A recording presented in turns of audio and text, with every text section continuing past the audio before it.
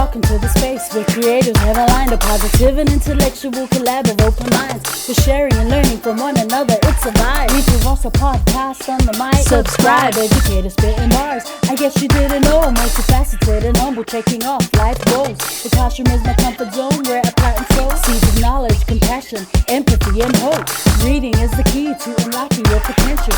Countless benefits, including cognitive and mental. Regardless of the genre, books are highly influential. Go get yours, I'll get mine. Making strides, monumental. Come rock with me and get down to this new jam. With my friends, I had a very simple plan. Educate the masses through books and life lessons. It's the grand slam. I'm out. Talofa lava, whakalofa lahi atu, malo elele, and welcome to the Reads with Rosa podcast. I'm so excited to introduce today's guest. He is a world-renowned tufunga, Samoan traditional tattoo artist. In July this year, my brother and I completed our Malofia journey, and it was a blessing to have him as our tufunga. For our non-Samoan listeners and viewers, I'm now going to say a few words in Samoan, and then I will continue in English. O te Fesola'i atu ma whaatalofa atu I Afioga, Liaifaiva, Lavea, Fesola'i, imo, Levi.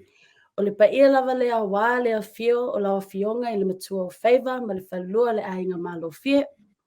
Ma lo le soifua maua ma le langi manino I la Afioga.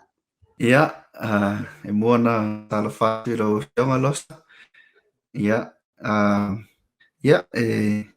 tawana talafea ngai foi ma o whapea atu ia konnichiwa. Po le whakalofa lahi atu. Yeah, today is actually the Niuean Language Week. So as you already know that we are part Niuean, so malo soifua maua ma langi ma. Yeah. Wow, thank you for the invitation. I'm excited to be here and have this with you. Yes, my first podcast interview, so I'm excited too. Yeah, that's cool to hear. Yes, your Niuean side. Yes, we will get there.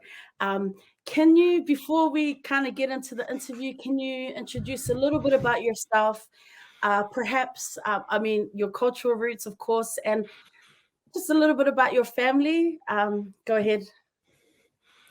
Yeah, well, I'm a traditional tufunga o le tātatau. I was born and raised in Samoa, but I carry the tools of Lavea from Safotu, Sava'i. I currently live in Auckland, New Zealand with my young family. Also part Niuean from my grandmother's side on my father's side. And also part Tongan from my mother's side. But Samoan in my bones because I was, raised there. So first time. Wow, man. There's a mix there. Let's talk about your upbringing in Samoa, right? What was a younger Leah, coming through school, as a youngster, what kind of upbringing did you have? I mean, we always hear, Samoan upbringing, inga, lotu, that kind of stuff. We go to church, we have our family functions. What was it like for you as a youngster growing up in Samoa? I don't know. Like, I think it was for me. I wouldn't say my upbringing fits the sort of like the cliche when you think of like a young boy from Samoa, because like for one, I was a bit of a town boy. I was raised practically like in the middle of a pia. A lot of people say like, when they refer to a pia, they generally refer to like Upolu, the island. But a lot of people tend to forget the township of Apia is formed upon an actual village. So our village, with that comes unique challenges and a unique sort of upbringing, because you have the village life in town. What is that like And though? I'm trying it's to, yeah, what? yeah, so it's if you can imagine like a urban sort of village Mm, setting society, mm, that's where I was born and raised. Like when I say smack bang in the middle of town, like there's a small plot of land, and then you have like the industrial and the urban setting, and mm, it's a unique in such a way where you know when you say you're from the village of Apia, you a lot of people are a bit boastful about it because like but you're like, because you weren't in the middle. yeah, but you're not actually Apia, like they kind of generalized Apia now, but like the Mm, people of Apia is such a small unit, right. but it was yeah, so it was very interesting, I would say, because in saying that, like I went to a private school. Mm, I was amongst like in our time, I was amongst like a very few sort of like both Samoan parents, mm, kids, because the school that I went to, which is called Robert Louis Stevenson, was like it was known for like all the expats kids would right. go to. So you would have the children of all your ambassadors from different countries, and also like the business owners, the very wealthy society of Samoa. So there was a very few and a lot of half caste. Mm, So to be like a full Samoan, like we were one of the few lucky ones. Um, yeah, that went to this private school from year one all the way through to high school. So I had a like when I come home, I would have like my village friends, mm, and then I'll go to school. I would be in like a different class of society. So yeah, wow. I wouldn't have it any other way. But yeah, I had a very, I would say like the best of both. Mm, And being a house away from church too, like in our church, we went to like Ifakasa Church of INUA. So I had a really nice balance of all of that. mm. Man, Mm. that's cool. So then, eventually you went to school in New Zealand, right? You eventually went to school in New Zealand. Or was it university? You went to university in New Zealand, right? Yeah, so yeah, I was fortunate. Like, yeah, I had 2 years of high school here in New Zealand because I was lucky enough to score a rugby scholarship through Mount Albert Grammar. And it Wow. was very fortunate because in Samoa, we don't have seventh form. We Mm, have they call it UPY, which is University Prep Year, mm. which so after sixth form, if you're good enough, you go to um, NUS, which is the National University of Samoa, for your seventh form. Ah, I see. And So so I had an extra year here. So because of seventh form, so mm, I came for sixth form, seventh form, and then tertiary.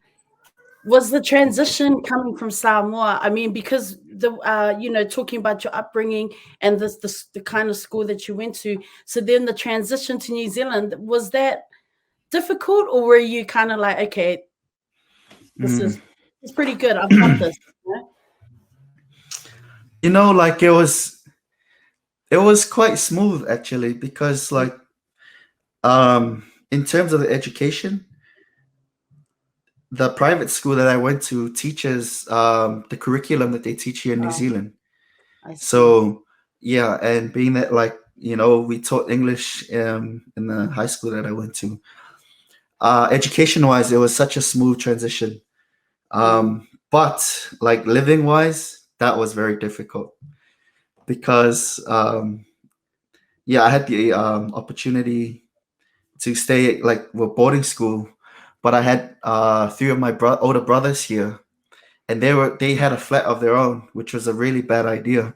So um, yeah, so it was like moving into a house of three bachelors.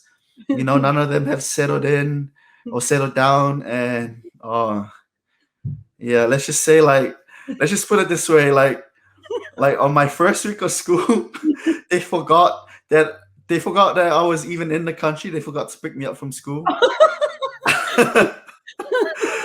And I didn't know how to get home because it was only my first week in New Zealand. Good times, eh? Oh yeah, man. That scarred me. Sounds like It it. was Sorry, go yeah, ahead. that one incident, if you can just imagine, just fresh off the boat and first week of school, I think maybe it was even the first day of school. And then like, you wait outside the gate to get picked up. If I had known where the house was from school, I would have walked home. But I just sat outside the school. It was actually like it was night. It was like dark before my brother pulled up. Yeah. Explain that could just explain. I'm too scared to ask how the Yeah. rest of your time went. We'll just leave it at that. Yeah, I'm afraid because if that sets the tone for everything that came after, maybe let's not go here. But to actually think about it, like it's all of that contributed to the path that I took. If you can just imagine, all those things led up to like me missing home, right. having that like I got extracted out of my environment and then just plotted into like New Zealand. I Yeah, and it changed me to be lured into what I had. So the saying goes like you don't know what you got till it's gone. Honestly, like I think all of that helped direct me back home to pursue something that was in the roots or in the core of being Samoan. Come to So, think about it. right, and then but Yeah. you mentioned rugby, so you were just a real quick comment because you were there on a rugby scholarship. You didn't Mm, want to pursue rugby, or there was it something that was kind of like yeah. not really in the books for you after, like? Okay. It hurts that you asked that because We can. because no, well, it hurts because like the dream of wearing that blue jersey is still somewhere in me, Right. but you know, it was definitely a career option. Um, like every young boy's dream. It's either you become an All Black or play for the Manu Samoa. So, yeah, it was just like my parents were really like staunch on like education, like a typical Samoan parent. But yeah, they saw it as like an opportunity just to get me over here. But for me, it was like it was a real dream to pursue rugby. But for them, and I think that kind of like sort of like lost like it deterred me away from they were always like rugby once they're done with you, if you get an injury, like they don't care about you, and that kind of like put me into like perspective to be okay. I gotta see what else I can do. Mhm. And you studied engineering for a bit. We'll get. I'll ask about that later. But I wanted to talk about your mum and dad. Since we're talking about mum and dad, just in terms of the influence. In regards to Anganu'u, your dad. He's a gifted orator. He was also a prominent whamasino in Samoa. So, you know, what was their influence on you in terms of, our Anganu'u? Yeah, well, it's funny that because like I said, like being my having the upbringing that I had, Mm, um, Wanganu'u was always in our everyday life. mm, You know, we've always had people over for a Lavea, talanoanga, and being that we lived in town, it was almost like a hub for all our sides Mm. to commute to. So being, that we live in the center of town, you would have like people from dad's family in Sava'i whenever they would come for whatever occasion or to do the whakau, or Mm. this is the hub where, e kawanga fia, or, because it's right there. So you can just imagine, we have family from one end of the spectrum in Papasatau, which is where like where the sun sets, to the Mm. other side of Lalomanu on my mom's side in Whangaloa. Like, and far in the in between, they would always come through our house. So Tanganu'u was always there. It was always around me, but I never had an interest for it. Mm. So it's just like it was just a part of life that you don't even notice because it was just so natural, like it's the norm. Right. Yeah, so I would say like their influence is massive because they participated and they lived that lifestyle, Mm. but they never pushed it on us. Maybe that's why I was never really interested. And plus, being a kid that went to a private school and the influence of my friends, Mm. like I would always be like, nah, like like honestly, I was that kid, like you know like every one of you guys that are watching this that I know. as soon as you have as soon as you get family over, like you go and you lock your room, right? You go into, like, not those guys again, They're back already. Didn't they just yeah. why are these people coming at 10 o'clock at night? Oh man, like, nah, I have to make key again, like Fapunga, You know who you are when I'm talking about that, and you go in and you lock your room and you play your PlayStation, and you come out once they leave. So Man, I was that kid in Samoa. that is Yeah, that's so interesting. That is so interesting. When when and why did you decide to get your better? Like, when did you make the decision? Why did you decide yeah. go down that Um, journey to take that journey? okay, now this goes back to the story of my brothers when I was living with them. Like, this is like evidence of like that saying, like, you don't know what you got till it's gone, right? Um, I think it was when I was here, I had a strong interest in everything and anything Samoan. Hmm. Because when I was there, like I was saying, I was off playing rugby. I was just like, I locked myself in the room playing video games. I didn't want to know or meet my extended relatives from Kua that came by, and just like took our jandos, or like this, your jandos are always Hey, missing. what are you trying to say about people from Hey, that's not just people from Kua. That even happens here in New Zealand. That's a international Samoan problem.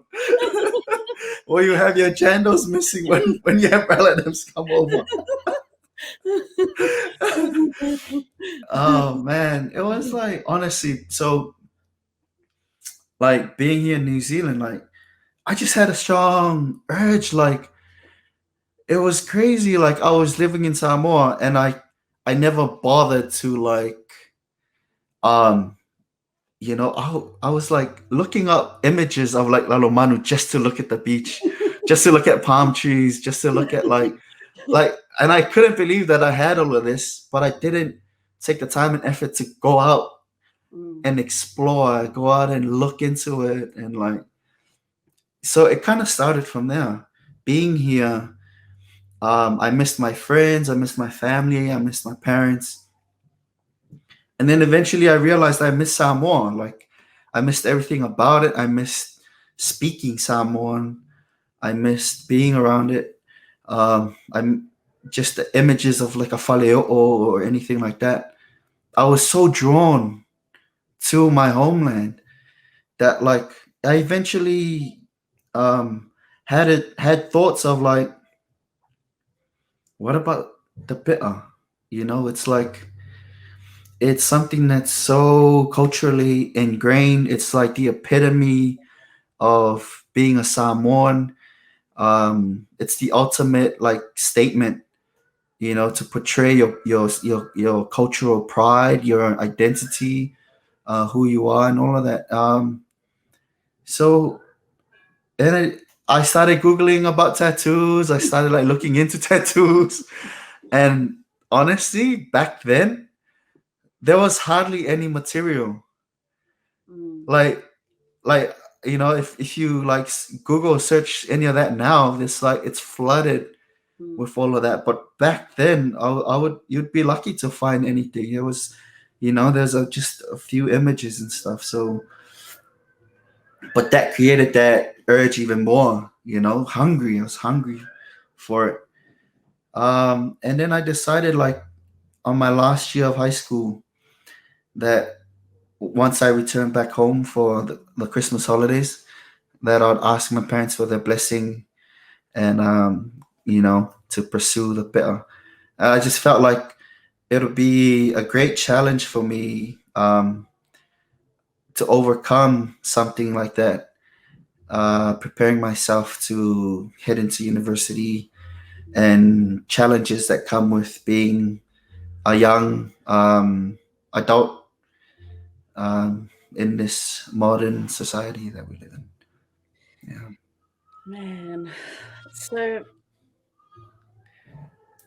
you know, But go ahead. sorry, I'll just say, like, in saying that, you know, my parents knew the kid who locked himself in the room playing PlayStation, to like coming home for the Christmas holidays, after being away in New Zealand, you come home, you show up, and you just all of a sudden you're talking about wanting to go pursue something that was that that oh, what happened to you? Like They're like, "Hey, but where's our son? What did you do?" Like, yeah, yeah, they were really surprised, like, and to be honest, like I was surprised myself in where I was, led to. mm. So, Mm.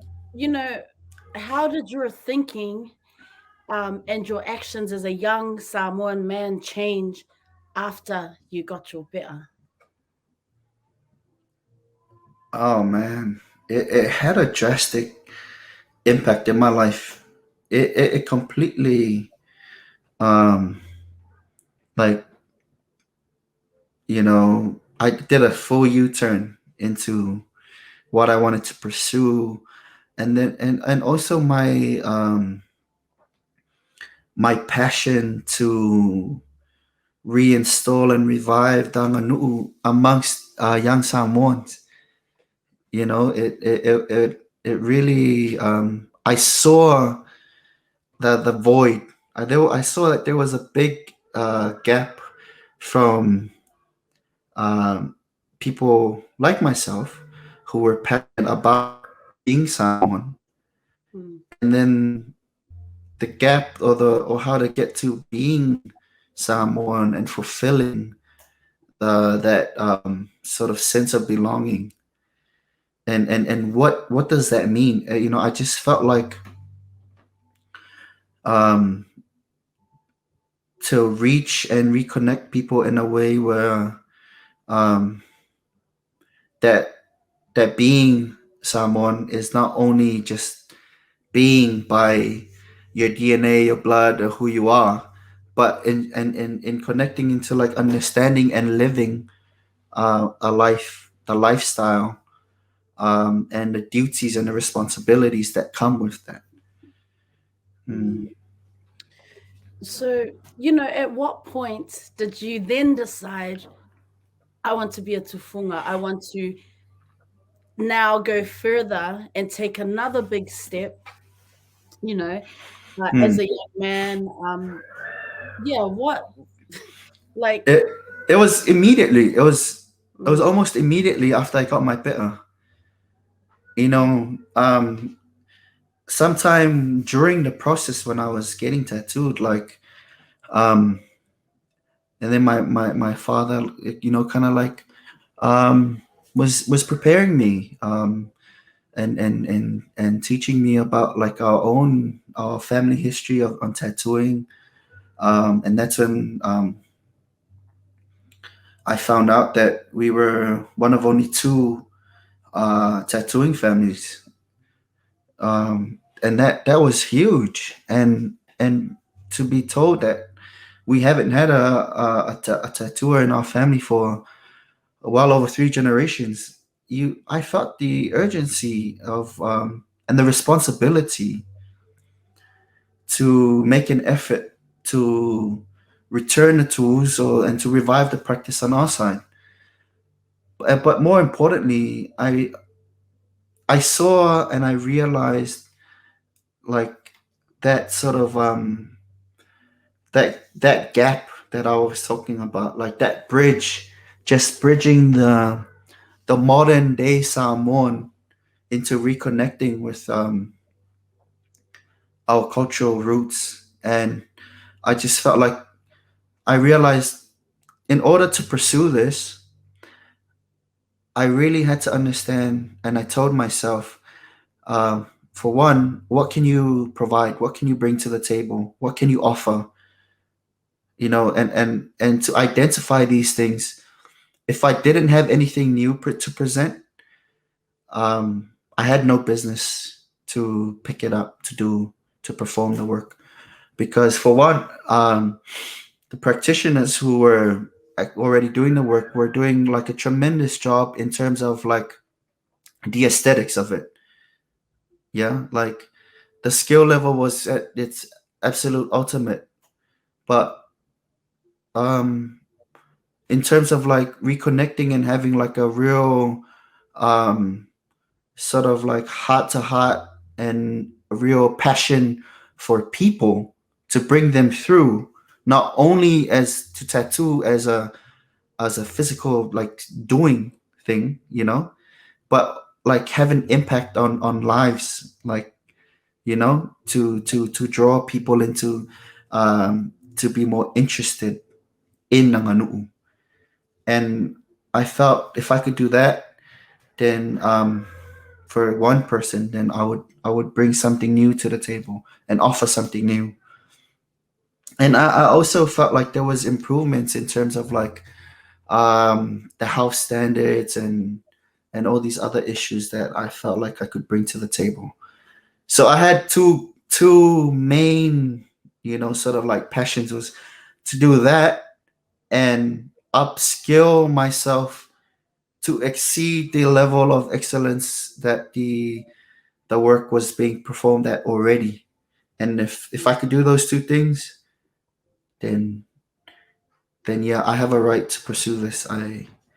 Um yeah, that this is for me. you mentioned the practitioners or the tufunga. I mean, who were some of the tufunga that you were observing and learning from, as you Yeah. embarked on this journey? So for first of all, the tufunga that I got tattooed from was Liaifaiva, and his sons. So I first learned through them, um, observed and did my apprenticeship with them. But even throughout, while I was doing my observation and learning through Suluape clan, um, if I had family members who were being tattooed by other tufungas, I was also given the opportunity to go over and help and learn from them. So yeah, like I worked with, if not possibly all the tufungas that were practicing at that time, Mm. and which I was very fortunate to have that sort of rapport and knowledge and sort of just be amongst all the practitioners at the time. Mm. You know, um, because you're watching them, right? You're observing them in the art, but then, you know, did you also need to learn how to speak and when not to speak and how to respond? You know, the rules of the apisa, you know, the different places where you were observing, like what was it like to just be in there learning all of that? Like, was it challenging for you, or were you really just quiet and just really trying to pick up every little piece of knowledge and detail Yeah. that you could? I was locked in. Like, Mm, um, I was just a sponge.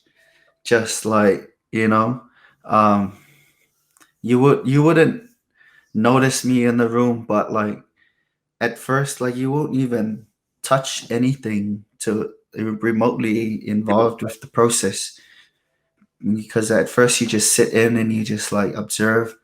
You're just a fly on the wall, just then after a couple of weeks, that eventually you get promoted to the fan, where mm. you just allowed to fan somebody, and then like, from there on, you become an ashtray with your fan, like, you're fanning one time and then you're like this to the outperson because all of them smoke, right?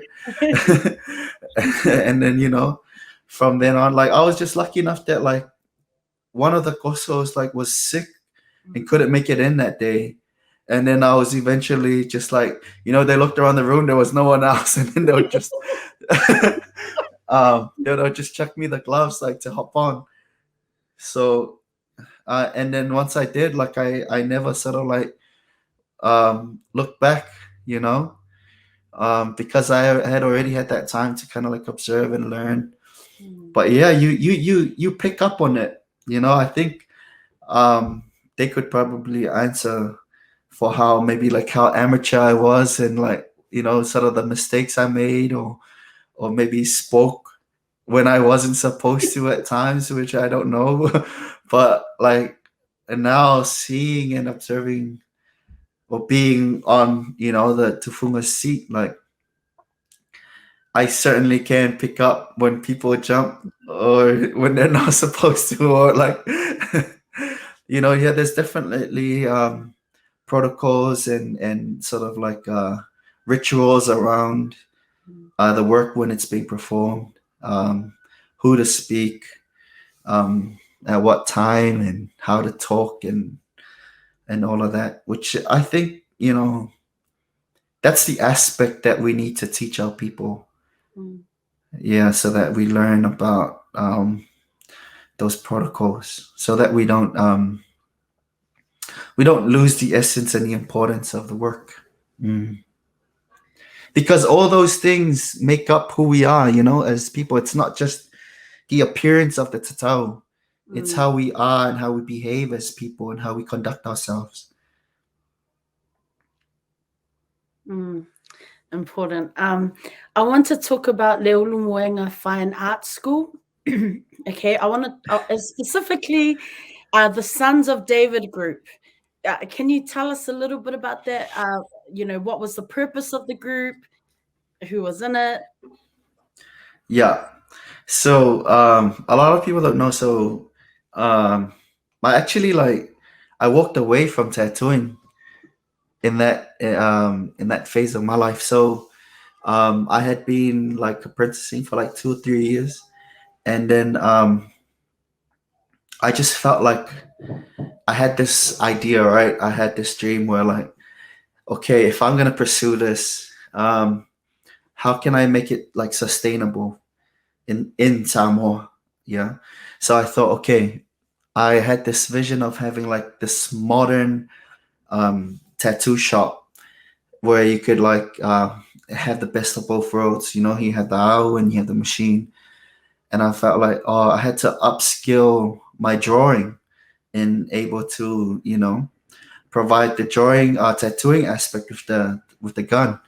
So I went and I enrolled myself into the Little Fine Arts School, just to learn and upskill my drawing on that aspect of the work.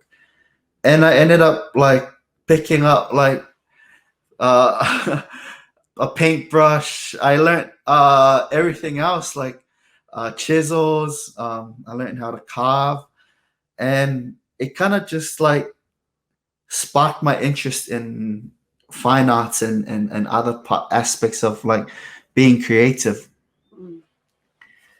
And from then I saw, um, well, being in the fine arts school, the level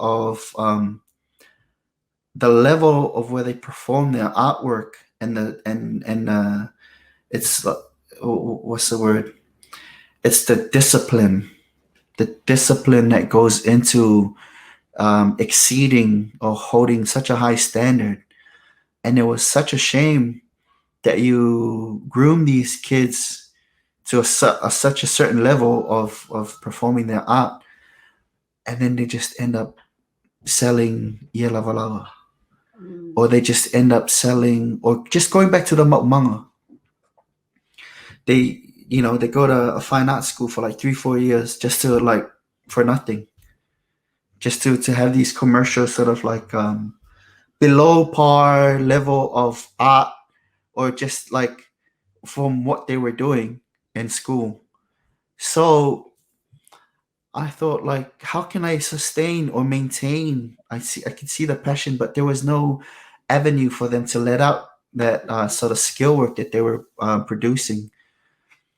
So I created Sons of David. So the school, on their badge is the statue of David, the famous statue of David.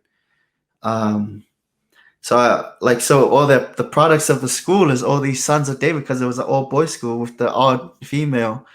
But I try to create an avenue just to maintain their high level of art level, in terms of like a way to earn a living for themselves. Yeah, so it's a 3-year course, and I decided, like, if I could only do like half a year. So after half a year, just as I was about to inform them that I wasn't, gonna return, because I had to pursue this tattooing thing. And then they offered me, if I stayed for the second half of the year, that I'd be graduated as a third year. So I did the Lin course in 1 year. So I was a freshman, and graduated with the free third year students. And I decided to create this group to use the third year graduates or use all their skill level to sustain their families. So the group was designed so that we created our own sort of industry.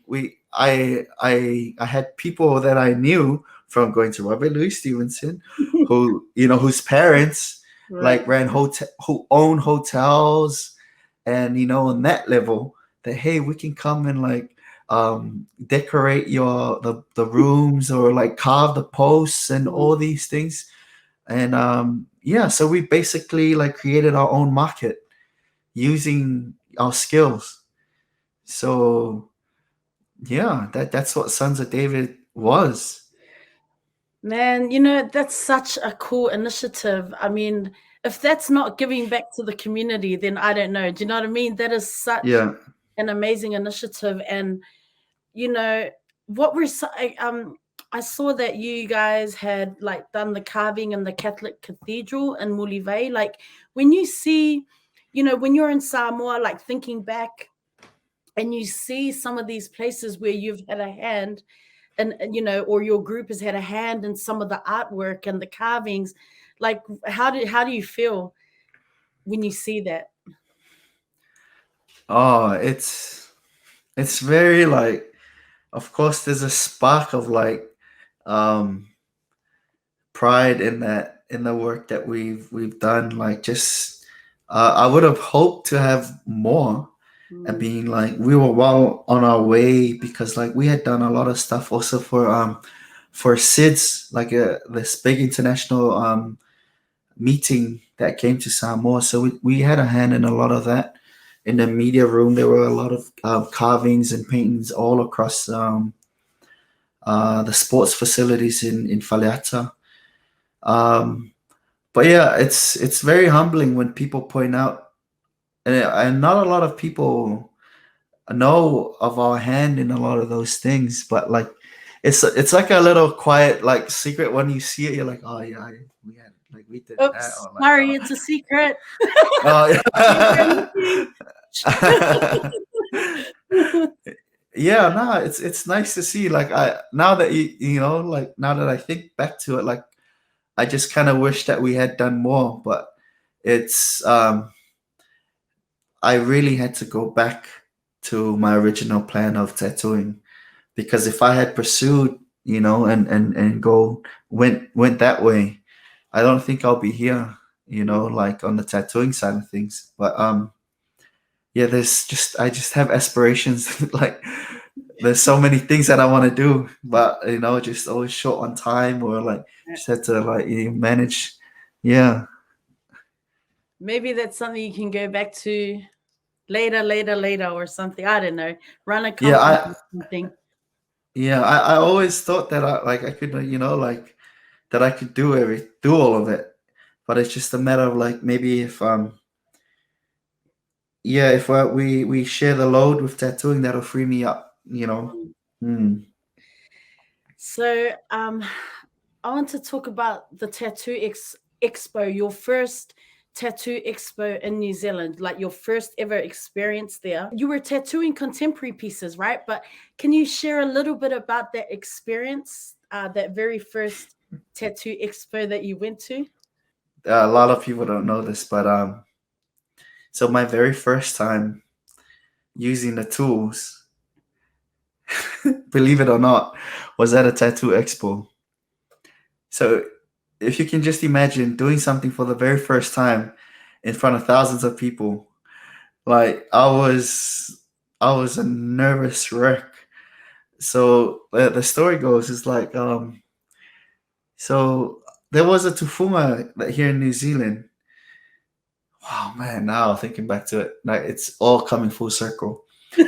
So yeah, because like it just everything happened like, you know, in sequence, and it happened like one thing happened after another. So we were working on the Levi Cathedral. We had spent like 3 4 months, like, you know, not sleeping, just day and night, like chasing this deadline. We were so exhausted by the end of it. I had to leave Samoa just to get out of there. Um, and it was just timely that this Tufonga, Lawrence Aching, asked me to come over to help Goso for you know, work that he had in New Zealand. So I came, and he had lined up a tattoo expo for him to go to attend, and you know, he had planned for us to go, and I'll be his Goso. And then like the night before the expo, he calls me. He's in Australia. That he had a family emergency for Lavea. And then he was like, you know, I think his words went something like, "You get no panic. I had arranged everything." It's like I had arranged like everything, and I left like these tools at my brother's. If you can go pick it up, if you can attend the expo, you know, here I am. I came as a stretcher, and if you can attend the expo, you know, and you don't worry, you'll be fine, you'll be good. So if you can just imagine, like it was just thrown on my lap, and I had like a day to prepare. Um, so and when I showed up, I showed up as, you know, Lawrence Aching, you know, because like that it was booked under his name. So yeah, in the end, like it was like, oh, okay, no, so it's like Liaifaiva, so that, you know, like, but I had not never used the tools prior to that. So throughout my entire apprenticeship, I was never handed the tools, like, or given the tools to hold, Wow. let alone be told like this is how you do it. Mm. So just purely from observations, right to that moment, I had never used the tools until I was put in front of um, the masses. Man, that is crazy. Yeah. Tell. And I mean, so yeah. So it went something like, okay, like I had to ask my cousins, like, first of all, you need stretchers. mm, Had to ask my cousins to come and like kind of like help me prepare for this. So last minute we had to go, like, I didn't have a banner. mm. So I was like, okay, we'll use the Samoan flag. That was my banner. Um, we just quickly went out to some Asian shop for like Liaifaiva. So we kind of like, and we went into like St. Luke's or somewhere to get, like those embroidery stores that you had. Yeah, like we just went and give them t-shirts. We like, it was all like rushed, and like we just like stitched the A5 on the shirt. It was just me and him. It was like two, like, one-off t-shirts. Oh man, it was like, but the way I conducted myself, like, I really had to sell it. I really had to sell to people that, like, I'm this OG, that I've been doing this for so many years. But I was a nervous wreck. And my poor cousin, well, like, props to him, he was like, he was the brave one to be like, oh, cuz, you could do me, tattoo me, you could do me. So I think it was like a 2-day expo. I was working on one client. Thankfully, thankfully we had like no paying customers. But like, yeah. And the funny story goes, so I had a cousin from my mom's side, go sewing for me, which is Kailosi. Um, and then I had a cousin from my dad's side, which is JM's, the singer. He was my guinea pig. He was my very first guinea pig. Um, Oh man. oh man, we were very ambitious. We did like a wraparound Right. a calf piece on him for my very first time on the tools. Wow. Man, that Yeah, is wow. You live and learn. You live, you learn. You are now telling that story. I mean, that's amazing. yeah. Oh man, that was it was called Indigenous Ink, and it Mm, was at the Manukau Vodafone. It was called back then, I think, the mm. center. Um, yeah, and we had people like 20 years experience, like right, left, and sit around us. And like everyone was like, who's this new kid in the block, like With his Samoan tag. yeah. Oh man. But like the people I met at that expo, like, I almost every single artist in that room, like, I'm friends with still today. Like, I kept and I held that friendship, but it's like I just really soaked up the experience. And like, well, props to Lawrence Aching, because like, if it weren't for him, I don't think that would have happened that way, Mm, or like even had the like the confidence to really just own it, because it was from that expo. It was right after that expo. It was time for me to go back home, and I went home and just did it. Like, I went home and then I made my own tools. Like, Lawrence's tools were sort of tailor made for him, and it didn't really work with me. And it was after, when I made my own tools, I was like, jump right in. So I went from JM's leg piece mm. to the full bitter, and no in betweens. It was like, yeah, it was just full on. Can you tell us about that experience? Because it was your family carpenter. It was someone that you knew, like, close to you, that was your the first better that you did. So can I don't want to ask if you're nervous, because it seems like you went back, did it, and you just kind of got on with it. But what was that actual first experience like for you? What do you remember from it? Oh man, I was so eager. Like, Mm, I felt like, it's like I had something that it was long overdue. You know, it was like it was just it couldn't happen any sooner, and it I felt so calm and confident that I could do it. You know, so returning from Indigenous Ink that happened here in Auckland, I went back.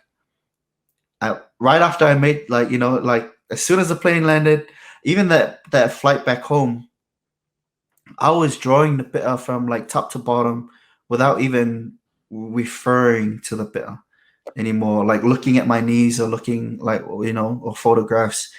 I was like, I had it locked in. So right after I made tools, I was like looking for fuata because I held on to what he told me, which so fuaka was, our builder. So growing up, he would always come around and fix stuff around the house, and so I'd always have clients over, tattooing with the machine, and he would always like peek in, and it's like, man, whenever you're ready. Like I don't think he was probably serious with what he would just thrown out, like, whenever you're ready, like I want to be your first bitter with tau. So I I held on to that. So when I did approach him, I was ready, and it was kind of like he was taken back. He was like, "Oh, like you mean you're ready now?" Like today, Like, like now. yeah. But he had said this like 5 years prior. I was like, "Oh man, yeah." So that like that he was so shocked, and I just remember like I had to get one experienced stretcher. So I had to reach out to one of the guys that I used to koso with, just to kind of like help. But he wasn't much help. At the end. It's like he had like 10 years plus experience over me, and yeah, I had to like remind him of some stuff. Or like, yeah, he wasn't much help. But yeah, he had like an 8-year-old and a 9-year-old nephew, like these two like that. I was like, okay, we gotta do this, and we're gonna start on this date. We just need a second stretcher. It's like, okay, sweet, I'll find somebody, and and he brought these like young kids. Oh man, he brought an 8-year-old and a 9-year-old. He's like, are you serious? He's like, this is the best I could find. Like everyone's like out in the mama. And like that's how like Kina was like, like this is all we got. Let's just go, And then Fuaka had to like Fuaka didn't tell his wife, he didn't tell his family. He thought like, okay, I'll just show up with, my back had started, and then that from then on. So if you can just imagine, like we were in the fale, there was no one else. It was just me and my experienced koso and these two young kids, and then Fuaka. That was it. There was no one. And like, let's get it done. Like we said our prayer, and away we went. And I just drew from like it was just like I just drew from all those images that I was googling of the bitter, and like the years that I had fanning, and I just felt like I've done it before. That's the weird thing. Like I really felt something or someone take over me and guided me. And I think that was the beauty of how I started, was like I just um I learned you learn as you go. Hmm. Lesuafa Liaifaiva, can you share the story? Because earlier you mentioned, you're one of two tattooing. You come from that line Hmm. of two tattooing families. Can you share the story of that lineage and the history of the title Liaifaiva, and just the importance of it to your family, and obviously now in the work that you're doing, and your service to Samoa, to the community? Yeah. So the story goes, the malanga of these Siamese twins, Te Mount Liaifaiva, they are actually in pursuit of to look for Lavea. So my family are descendants of Lavea. The Lavea title is from Safotu. So the village of Safotu is founded on this, named after a girl named Fotu, which is her parents. She's half Samoan, half um, Fijian. So long story short, like the twins from Fiji were in pursuit of their Fijian side of their Samoan Fijian family, which is the village of Safotu, and Lavea is one of the founding matais of the village. So when the girls they swam over from Fiji and arrived in Falealupo, uh, they came into the pursuit to search for Lavea. So from their journey from Falealupo, they've come across many different villages, but before they arrived to Safotu, Lavea was on his faiva, and faiva is our word for like on his expedition.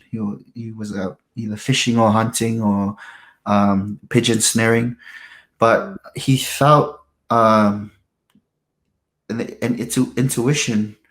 He felt the presence or something odd. So, but it turned out to be that there were these girls in his family, but he missed them. So when he went back to, when he went home, the girls had moved on.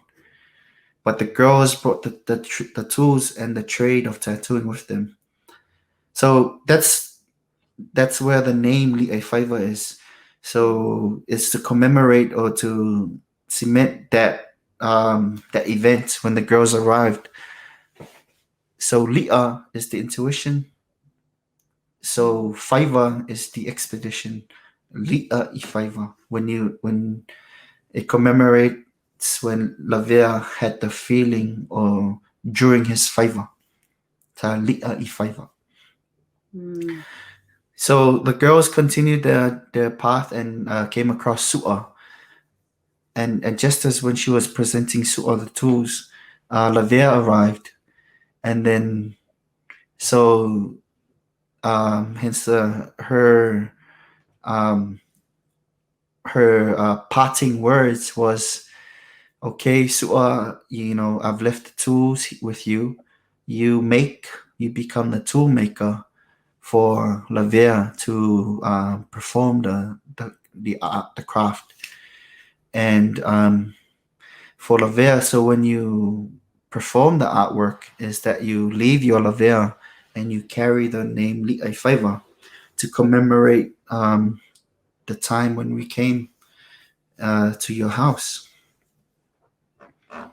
So that's the background story, and we've been tattooing ever since, up to about say 3 or 4 generations, and they say what the generation's like 30 years, and that's 90 something years before my time. So which was the last practitioner, which was a descendant of Lavea to be carrying the tools, like of a direct bloodline, because there have been other Liaifavas that were bestowed upon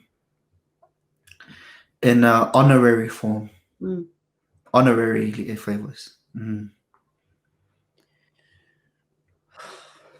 Wow. Sorry, So yeah, I'm just having a moment to just soak it all in. I just yeah. So like and the history, Samoan history is very interesting because like everything's passed down through oral tradition. So and it wasn't until like the German times when they kind of just started documenting. So even to date, there are many other stories who haven't been documented or they've falsely documented some, where that's why there's like constant battles at the lands and titles court. Yeah. So and from that time to today, you have practitioners who are direct descendants, and you have practitioners who are of service or honorary titles. That's a difference. That's so interesting. Have you ever turned down anyone who wanted, have you ever turned down someone who wanted a tātatau, who wanted to get their be'a or their malu? Like, has that ever happened? Or Um, you know, I can recall one case where like I had a 75-year-old approach me, and I didn't turn him down, but I had politely asked if he could just get like a medical clearance and an okay from a doctor. But other than that, like to turn down somebody, you would you I wouldn't. I can't think of an actual reason why I would turn down somebody. I mean, I've been approached or through email and whatnot by different people of different ethnicities from, from abroad, who weren't Samoan, who wanting tātatau. But other than that, for me, it takes to meet somebody like that in person who's not Samoan, and to try and get to know them, have face-to-face interaction with them, really know them as a person, to their reasoning behind it, and then see from there. But yeah, does that answer your question? I can't think of a reason why I would say no. Just because of the color of your hair, I would say no.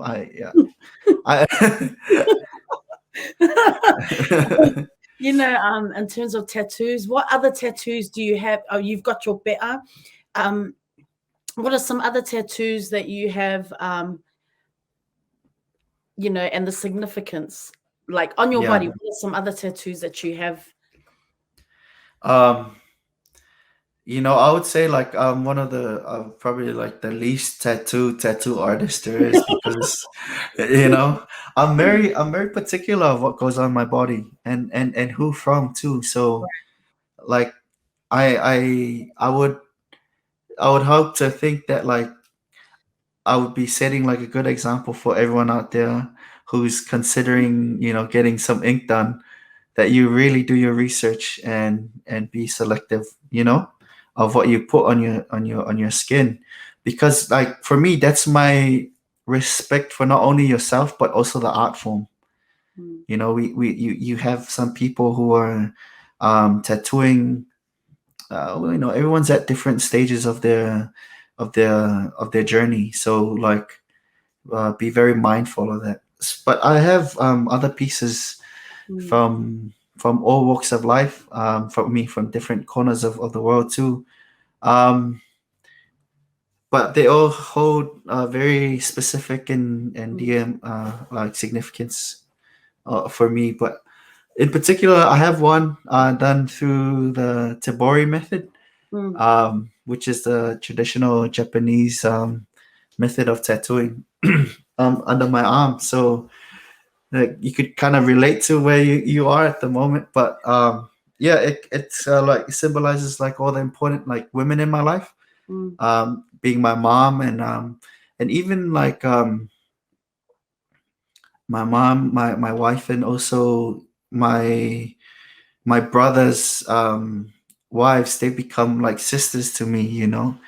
So it's kind of like, because as you know, I have no sisters, and so my sister-in-laws have become like a sister to me, and they are dear to me too. So Man, yeah, I've been not an expo here, but I've been to. We were invited to perform. I'm in this like performance group, like a Mm. Maori performance group. So we were invited to this annual dinner with one of the renowned female Japanese Wow, um, tattoo artists, and it was amazing. that's You know, big. because everyone, it was like dinner, and then we performed, and then they were like, "Okay, it's time for the photo. Everyone, take off your shirts," and it was amazing. I mean, just the back pieces on, so, and even women, you know, excuse me, Yeah. even women with their, it's just the intricate details, so colorful, you know, not just black ink. Mm. I mean, it was a very amazing. It was amazing experience, because you know tattoos here, like people who are inked, it's people associate that with, you know, with the yakuza, right? I think some people at the dinner might have been, but it Yeah. was just, I've never seen, I've never been in a room here in Japan and to see so many Japanese men and women just with their, you know, ink. It was amazing. It was such a once in a lifetime experience. So yeah, it's a beautiful, beautiful thing. Um, yeah. And it's great. It's great to hear that they've legalized tattooing there. Oh Yeah. yes, just Yeah. Just recently, yeah. So within this year or last year. yeah, and I think a lot of people, I mean, there are a lot of islanders here, you know, with rugby and everything. So you always see the guys with their tattoos, and um you know, I guess people are always mindful of what should I get or what shouldn't I get here. But once they legalized it, I guess a lot more people were having discussions, and Relaxed people about were it. Mm. excited. Yeah, people were like, I mean, I Mm. know people who were like, yay, now I can get a tattoo and not feel like, you know. Mm. So Mm. it's definitely yeah, No, it's yeah, really yeah. You know, keep in mind that the English word tattoo mm, is derived from the Samoan word yes, tatau. so So it's our word, you know. yes. So I mean, you know, just to hear like you being in that space amongst those heavily tattooed Japanese folks, you know, isn't it like such a beautiful thing that you feel a sense of like um, that's part of your culture Mm, too. So you know, to hear that you now wear the malu, and you're, you know, next time you're in that space, you feel like a sense of like, you know, mm, empowerment for being a young Samoan woman. mm, And that's the part of the beauty of my work and the passion of why I do what we do. It's to reinstill that in our people. mm. It's very empowering. I hope. It is. It is. You know, Mm. I've had two other guests. My sister's Moana, and then I also had Lai. So we, you know, I've had them. They were on in the previous episodes, and I asked them about their Malofia journey, and honestly, just to be part of that sisterhood, like it really is empowering. You know, sometimes you know, like I get a shock sometimes when I look down, you know, like, and I'm like, oh, that's, you know, it's just, Yeah, with ngalo ya we you know, like yeah. Moana and I talked about, like, you know, when sometimes it's just so sacred, you know, and I mean, I still am. I mean, like, I still can't describe the feeling of wearing it, of having the malu. It's just, I think empowering is probably the word, but it's just to know that, you know, I live here, I'm able to connect with some, you know, these other sisters who also, you know, have the marks of our ancestors, and it's just so special, you know. Yeah, it's really mind blowing. So Yeah. yeah. Are we very fortunate to have that in this modern world? You know, Mm, we're very fortunate because, you know, I feel for our other neighboring islands. You know, they're completely stamped out. and for us to still have this is a blessing. Yeah. Props Mm. to the tufungas that went out in the bushes and tattooed secretly, because it was really, they really had to try to their very best to try and stamp it out. But if it weren't for our stubborn ancestors who continued tattooing secretly in the bushes, yeah, we wouldn't have what we have now. So, you and your family, your young family, you are now established. You're now in New Zealand, in Auckland, New Zealand. What has that move been like for you in terms of the art and the craft? Moving from Samoa to New Zealand, what has a lot changed? I mean, obviously the environment, uh, it's different, but how is that going for you and your family? I'm I'm still trying to find that balance. I'm still trying to find that balance because, um, for one, I wasn't raised in New Zealand, Mm, you know, and maybe being raised in the urban apia that we were talking about has helped a lot, with understanding the different sort of upbringing. That could possibly be like the closest sort of like having being brought up in Samoa would be to like be being raised in apia, to have that sort of balance of the modern world with the traditional lifestyle. But in terms of like the work, um, I feel like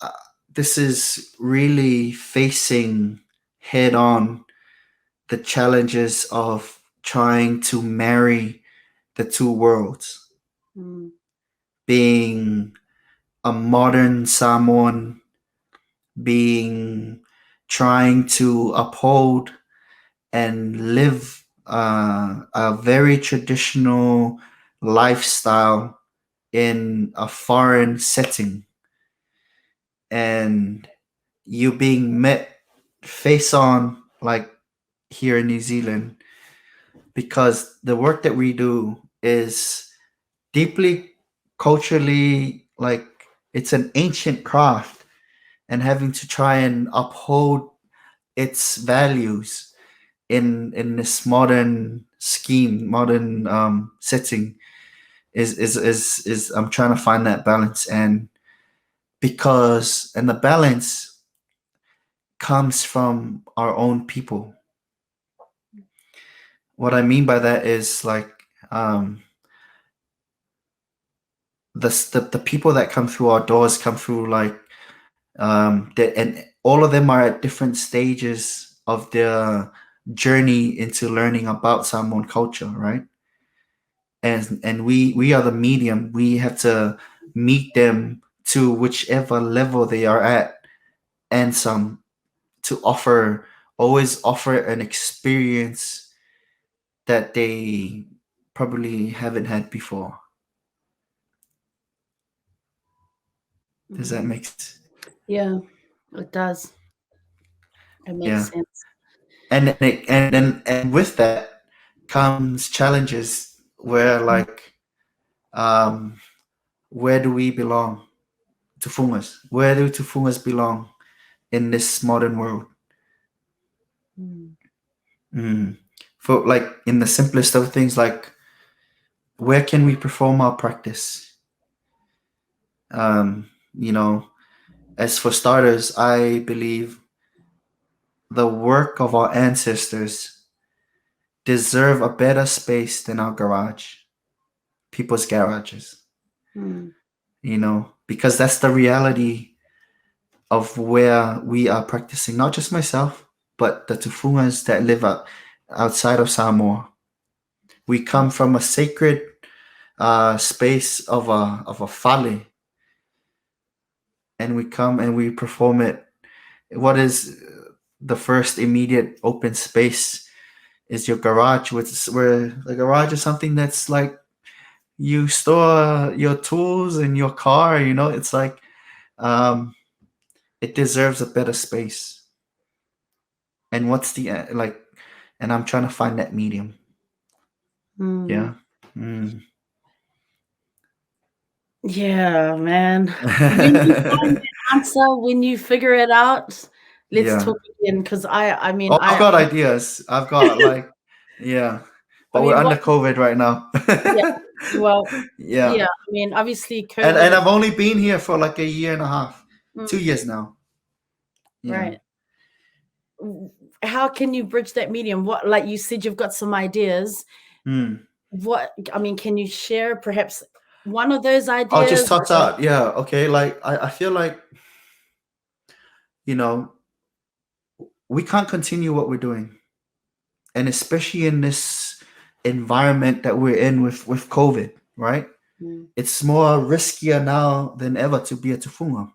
mm, So we're facing all these challenges, and then like we can't continue like going to people's houses being exposed, not mm, only exposing ourselves but those families, to the possibility of bringing COVID into your household.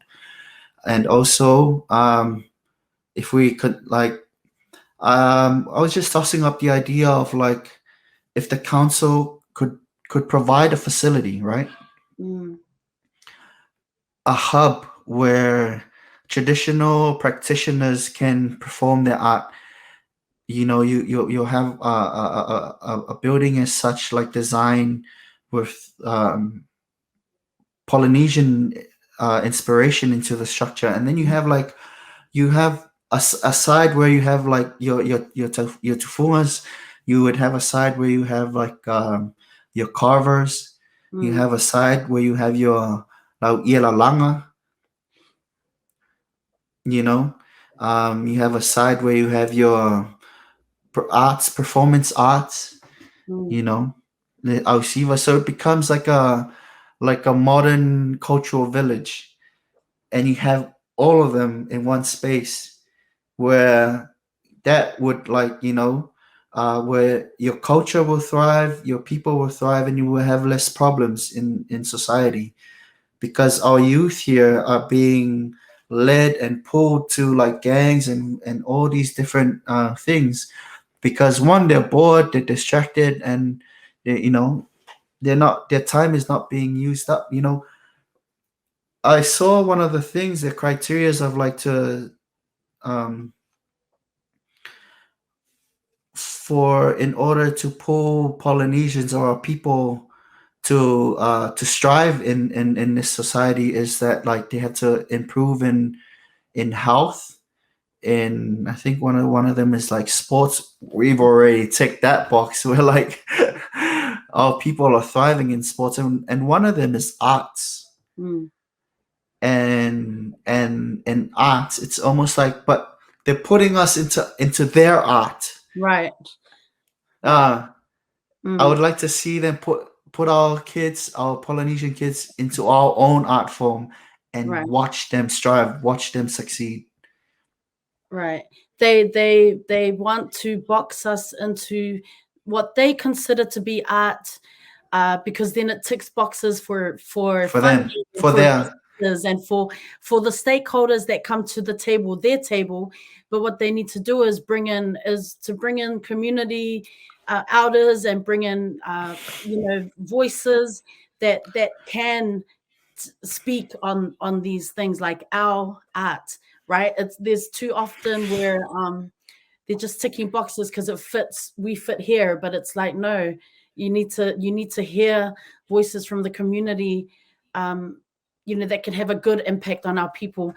For anyone who's listening, Auckland City Council, please yeah. make this happen. I mean, this is such a great idea. Like, I would love to see an initiative like this take place. And for anyone else who is listening, don't try to steal the idea, but please, any help, help a brother out. I mean, this is so important. What you're speaking on.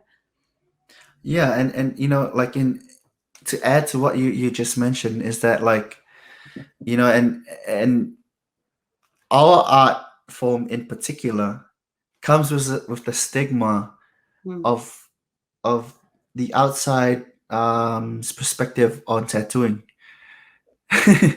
you know, their idea of tattooing is completely different from our idea of tattooing. This is like it's the core of who we are. Yeah, and it comes with that stigma. So like we're trying to break all these walls and create a safe space for our traditional practices to thrive. Yeah. You mentioned obviously the impact of COVID, just on tufunga and the art and the practices. Can you tell us the importance of hygiene in your work? The one-time use needles and the standard of your tools. Can you share a little bit about that? Yeah. So, um, like like I said, like this all goes back to when I first entertained the thought of taking this or pursuing this as for a career. Um, I saw that there could be improvement in different aspects, and hygiene was one of them, one of the major ones. And I've been experimenting with different ways to kind of like to improve in on that. And one of them was to create like a single use system that I was inspired from just getting an injection, right? Once after you get an injection, they discard the needle. So, and they also do that with machine tattooing. And I thought, why can't we do that with Dao? And the challenges were part of it was the way that Dao was made. So I've made and I've designed just little things to how the tools are constructed so that the single use needle system can be achieved. Um, and that's something that I hope other tufungas can pick up on, and that we could teach the future tufungas on this, and also like just different aspects of like you can never learn too much on this, and I would hope that like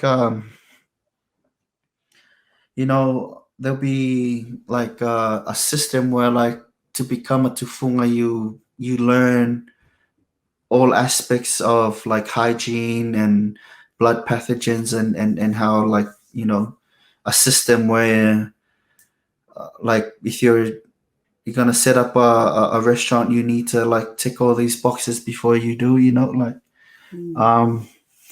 but we also have to be very careful that so that we're not too into Balangi society or their ways, that we lose our way of doing things. But I feel like it's important to learn how to make tools and how to perform how it was first and foremost, and then pick up to where we are now, so that the traditional knowledge is never lost. So that even though if we may not use it, but it's important to instill that into like the apprentices to learn that before we learn where we, because the only problem, because like we have old school old timers that are like ah, but hello grandma, and that's the difference. That's the difference. When we were tattooing one another back in the day that they always speak of, is because it was a closed system. Right. We were tattooing ourselves within our island, and there was no outside influence. Now we've traveled outside of Samoa, there were the different, illnesses, different diseases that they didn't have before, and that's the difference. So, and that's the difference why we're trying to do a new way so that this art form doesn't die out with that time period that we bring it to, we modernized it just so it can survive in a modern world. I want to ask about the role of the okoso, the stretchers. Who can be one? What do they need to do to become one? And can a girl be a stretcher, or like how do you choose your stretchers? Is it a process, or can anyone just? How does that Yeah. work? You see, it's very timely that you ask me this because like it's with the challenges of COVID, I just had one of our stretchers inform me that he can't come anymore. Mm, You know, like it's such a relevant question because I actually forgot to mention this when you asked about performing tātatau in this modern space. This is one of the major challenges is to find the people, mm, finding the people. Everyone has to make a living and all of that in this society. Where do we fit in? Imagine that. Where where does a place like, or where does someone like a Koso fit in and still pay their bills and still live that life in New Zealand? mm. And yet, when people show up, they sort of like they want to ask, "Oh, Lemo, a discount." Oh man, Can not you the imagine? mates rates. Yeah, Hey, not the mates rates. man, come on. When you know, um, it's so hard to find the proper help because where does someone like a stretcher fit in? Because you're under an apprentice wage, right? And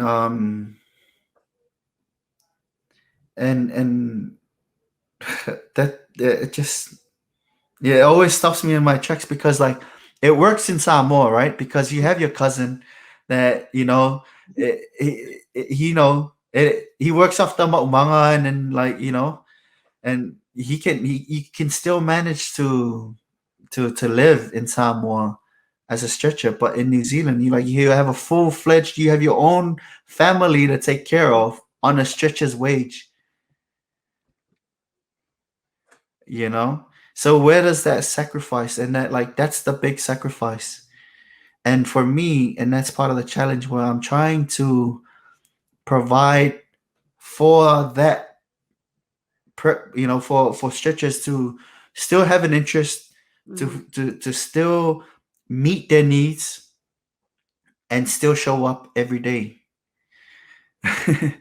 Because not only it's so physically demanding, the work is so labor intensive, and not only that, the hours that we do and the positions that we're put in are not, the human body is not designed to sit cross-legged for like 10 plus hours a day, and then to do it every day, and then to get like an apprentice wage. So like I'm trying to like have a way where I meet their needs, mm. and our needs are met, and that everyone's happy, and that we continue to do the work to sustain, and then transition these apprentices to become tufungas, and they carry on the craft, and they have their own apprentices. So that's the challenge. That's the challenge we face right now. And then with COVID right now, like Mm, there's even more pressure on the kosos, you know?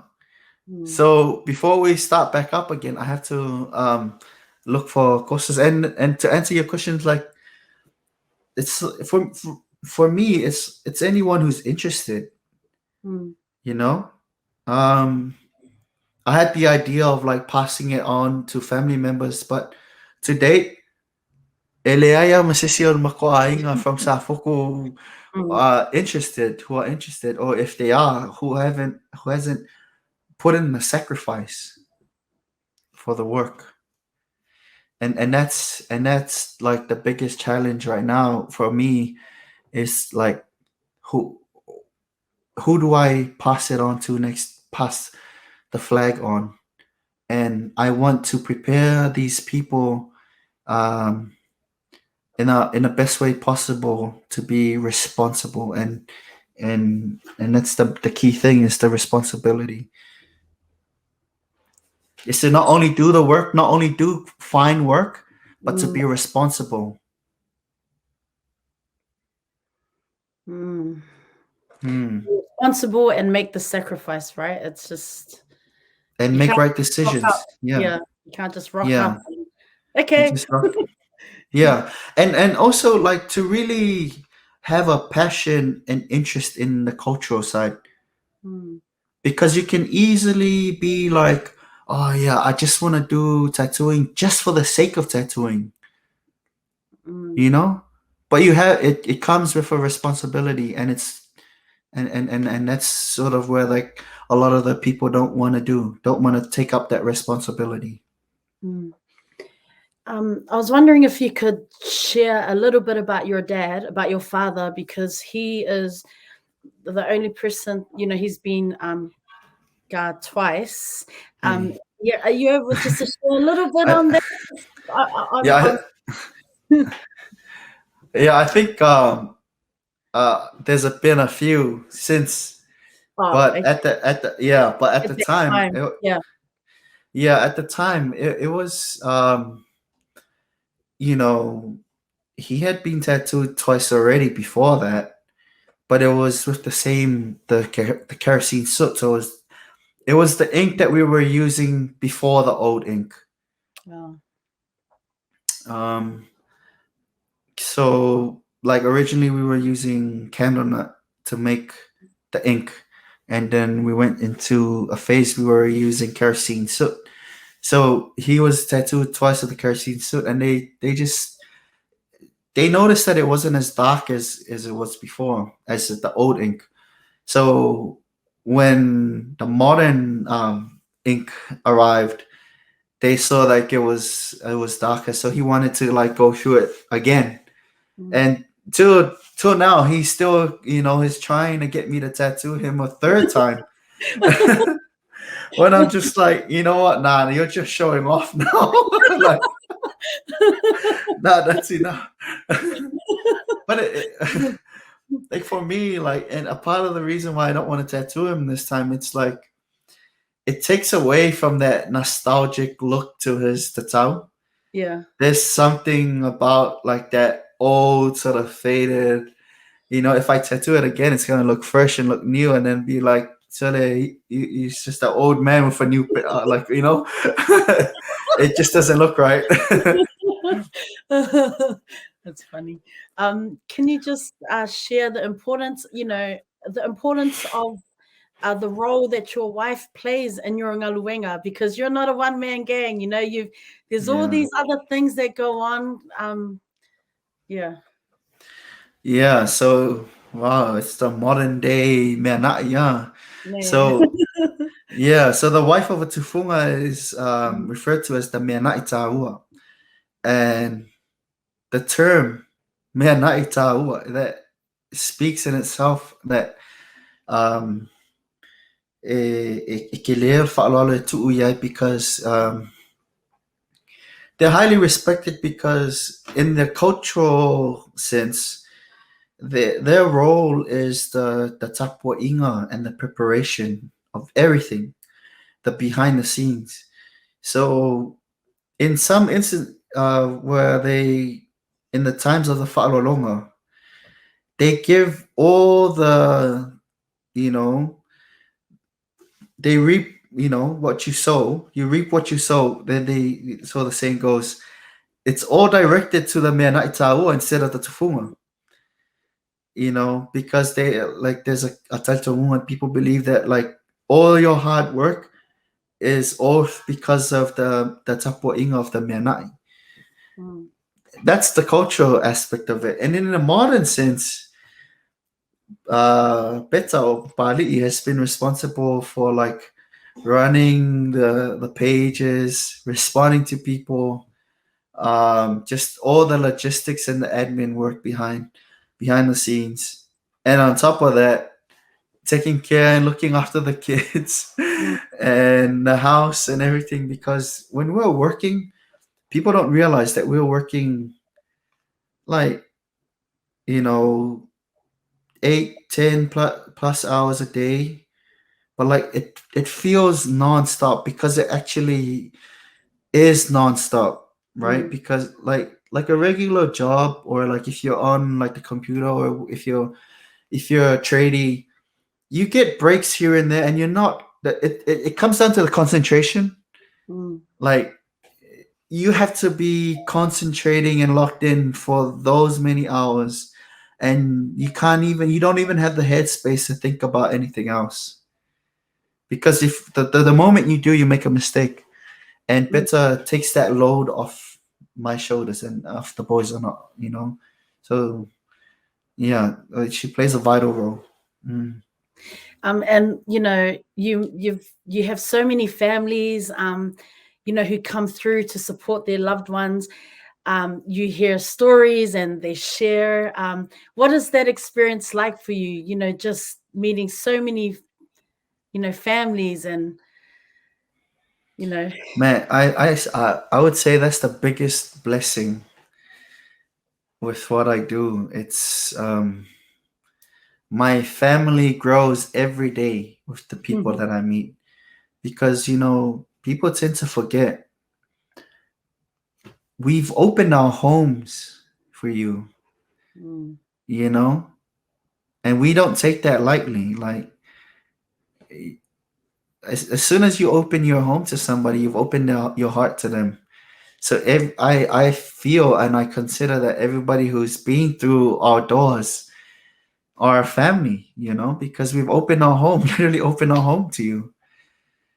Yeah, and it's such a blessing. We have people from all walks of life, and on all aspects of the society, that we have like such a big family now. We have a kamuka, we have a person in media, we have so many so much different skills, and so many whaiwheaus and and in different religions too, like in denominations. So it's such a blessing to be amongst and work with our people, and to see them in their different arenas. Mm. In terms of self-care, how do you look after yourself, your mental health and well-being when we keep talking about the impact of COVID. And then of course your family moved, the measles back in 2019 was happening, then you moved. So a lot has happened, right? But when you're not doing your ngaluenga, how do you take care of yourself mentally, physically? Yeah, it took me a while. Like it for the first, like, I would say 5 years, 10 years of my work, like I was so locked in to revive the work, the Liaifaiva work of Liaifaiva. And it took me that long to learn this, to take care of myself, you know and and and the way I do it today is just to find time, because it's hard enough just to find time, right? The work is so demanding of your time, because it takes hours to do what we do. And then, like, right after that, as soon as we clock out, we take the gloves off. I have to take the role of a father. I take on the responsibilities of being a father and all that. When I do find the time, it's just to like get out and just to leave the house, Mm. because you're in the space of like that you're in your home, you work from home, and just to leave the house is a blessing. And if I can do that, it's just to work out. I think like it's the best way for me to release and just to like to breathe. It's just to like it's to work out, and that kind of reinstills energy for Mm. me. Not only physically but mentally.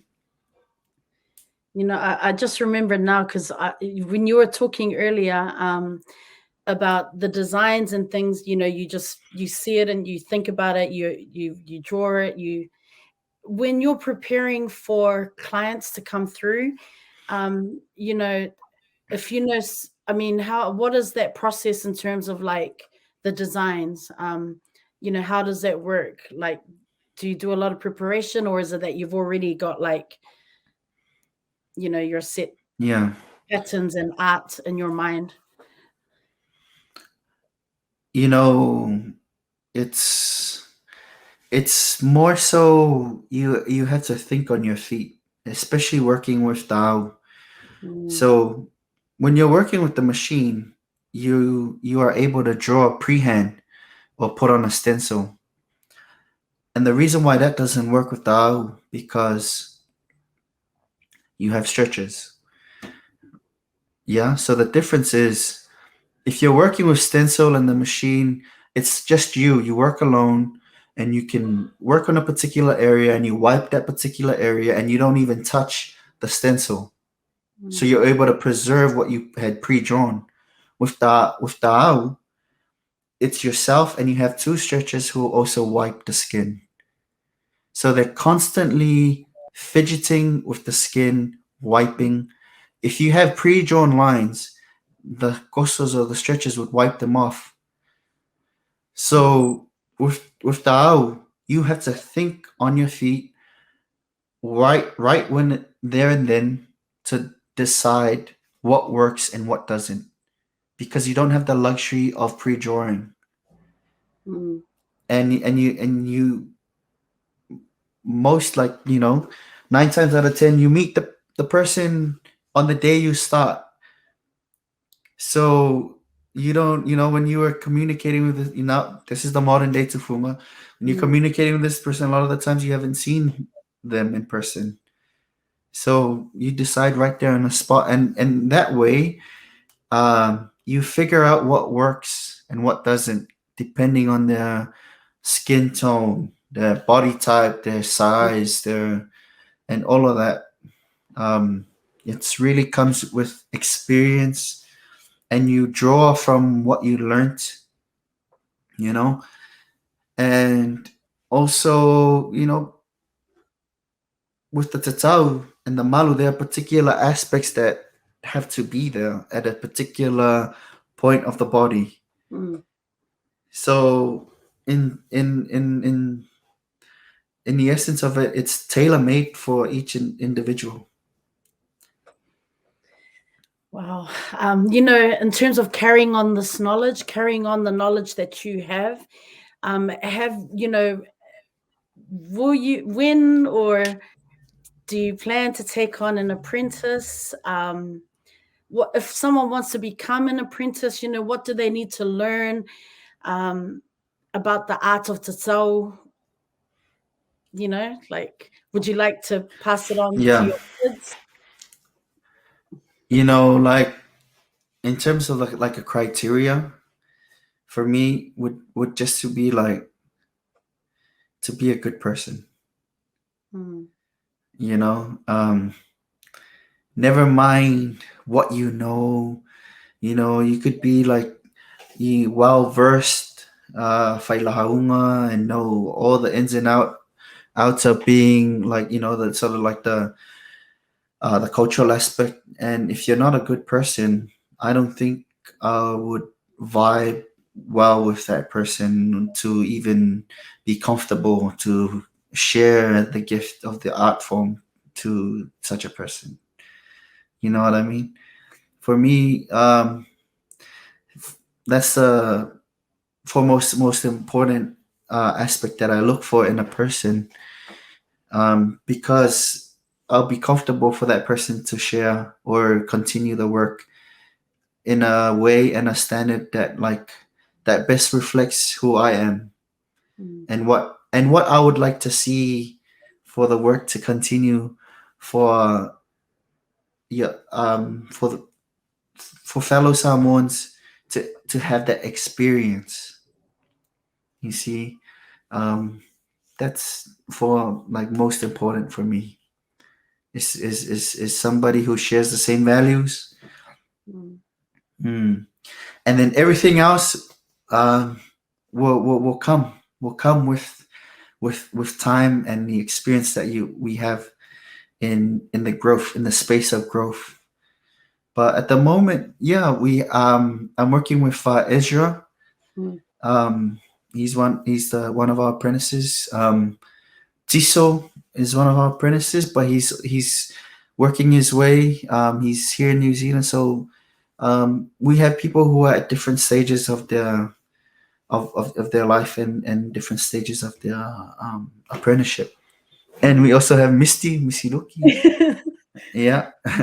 And then we have people who are just here to help, Mm. who don't particularly want to carry on the art form, but they would like to help. And there's people.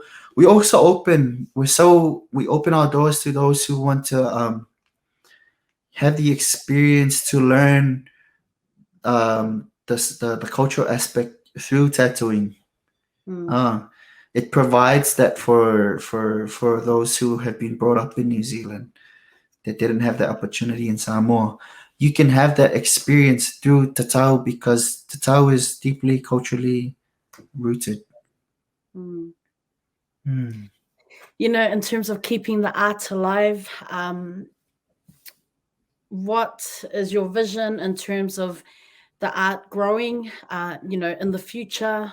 You know, you've shared some dreams and other aspects, but yeah, what are your hopes for the future in terms of, you know, the art of respect? Well, I feel like we need to find the right people who are passionate, Mm. um, and I hope to find um, and it's not even like a search to for the masses. Mm. Yeah, it's um, even if it's just a select few, Mm. but I would love to pass it on, you know, and to pass it on and have see it. I won't say necessarily try and grow it in the terms of like exponential growth, Mm. but just to have to share it with people who are like-minded and are just as passionate about it, about Samoan culture and about the art form. And then I would feel like I've I've I've I've I've played my part and done my part into like helping it because I don't feel like Tatao needs to grow exponentially. You Mm. know, I don't feel it needs to. We do need a lot more tufungas than we do have now Mm. because that's why there's such a high demand. And I feel like with such a high demand because Samoan people, there's more and more Samoan people more than ever, but there are Mm. fewer tattooers, and then people are tending to turn to machine tattooers for the work that we do, which is sad. Mm. Hmm. So I'm gonna. So Oh, yeah, sorry, go ahead, bro. Go ahead. yeah, yeah. It's almost like we need like a certain particular ratio Mm. of tufungas, to cater for Samoans across the globe, but they need to be responsible and they need to upkeep the values, which is like something that I like to call like the art of respect. It's something Mm. that that I came up with to think like it's like a play on words, like art being like a discipline, like martial arts, like it's a discipline, like art, it's a discipline art form of how respect could look like, like physically. If respect had a body, it'll be like the role of a taulelea serving his matai, right? With a bitter, with a tatau. It's like the art of respect, the discipline side, and the art like what you physically see. Okay, so Laifionga Matua favor. Man, I I've had so many moments of, I don't know, I've experienced so many moments of awe during this interview. It's such an honor, to have you here, sharing a bit of yourself, a bit of your story in this space. I'm so grateful. I appreciate it. I know, right now with COVID, this is family time. That's important for you. But, just taking your time to come and share, it means a lot. It really means a lot to me, bro. And, I appreciate it so much. I would like to send my well wishes. I want to send my love. Amomoliatualo fa'anga, ile afionga ile mea na itaua, la afionga pali'i, malino fa'alo. I hope that your family is doing okay during this time, that you're staying safe. And, I hope your loved ones are doing well. Right now, I'm going to hand it over to you, Leah, if you can share some encouragement for our listeners, for our viewers, share some wisdom, some more wisdom. So go ahead. Yeah, mole te foi le nganga whaftai, ia, e lau fionga mole ne ewa no tāua, Fesola'i, ia, ia, tai tonu ole a foi. Ole au ngama wha moe ole Fesoa, ia sea o ngā mo le tupulanga na lo vaoa o Samoa, mai o loo api I atunu I fafo, o loo iei le nau ta inga e whauauri a le anga nuu. Ia, mai o loo fia la la le te tau po le malu. Ia, tarsia I sea o ngā o le nei Fesoa, ia. Just like to thank you, Rosa, for the opportunity. When you approached me, I had no hesitations because, to have a platform to share and to reach whoever could view this, may it have some hidden gems for you and maybe answer some questions and hopefully inspire our people to pursue and uphold our cultural values, because it's we all know very well that we're all very passionate to be Samoan, but we want to add more oomph behind that passion, what it means to be Samoan and to live. And we don't realize, a lot of people don't realize that our way of life and the traditional practices are diminishing, but it is our responsibility as young Samoan people to perform and live out these practices for it to survive, because it's our turn. It's our turn. Our parents did it, and and it's the main reason why we migrated out of Samoa. We all left Samoa for a better future for our families, but in turn we are losing our way of life. So we're in such a beautiful position that we are now educated. We've seen the world. We've seen and realized the other influences. Now add your Samoanness. Now add that aspect to your life and marry those two together.